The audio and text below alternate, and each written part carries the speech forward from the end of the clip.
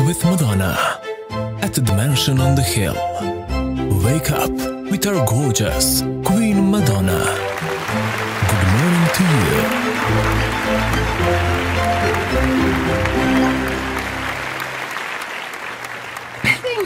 Thank you, and welcome to an amazing Floorplan Friday on Mornings with Madonna.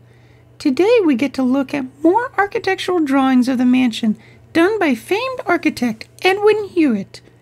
These century-old renderings depict every detail of the house.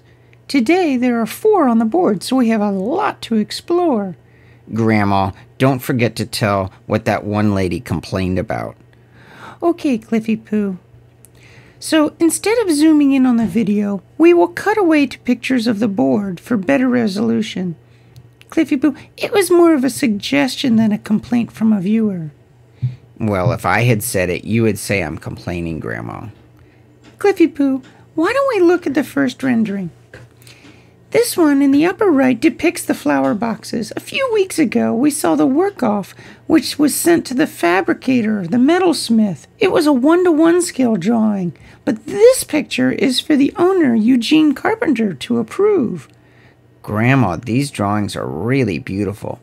Even though they were never meant to be displayed, they really are artwork in and of themselves.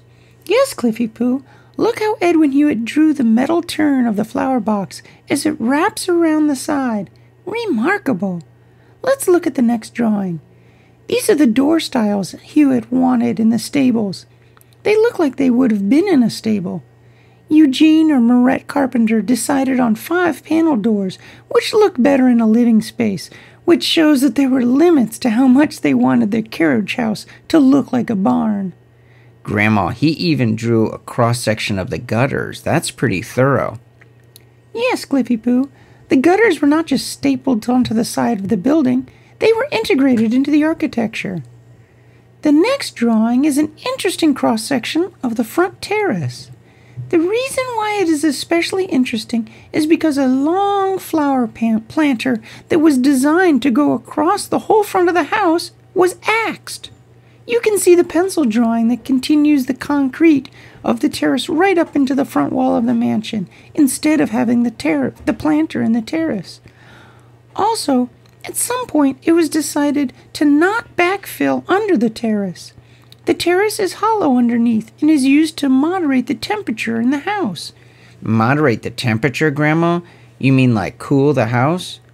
Yes, we will see how it works in a later episode, but it is interesting that it was not in the original design. And the last drawing is certainly the most interesting because it depicts a dining room bay window which was entirely removed in 1922. It also shows the dormers on the roof and the drawing room window. But let's look at the arts and crafts window here in the dining room. This is a 1906 picture of the dining room with a 5-pane octagonal bay window. I can only imagine the beautiful stained glass. In 1922, Merrette did a huge renovation on the mansion, mostly to bring in more light.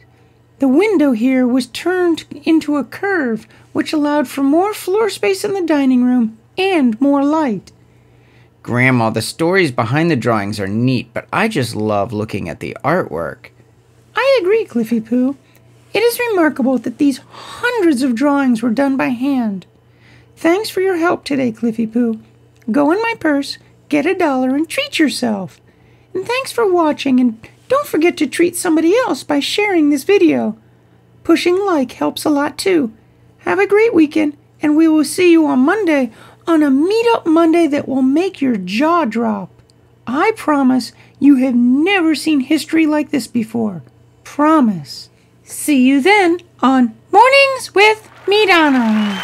Mornings with Madonna. It's 300 days. Will be 300 ways to see 300 Clifton.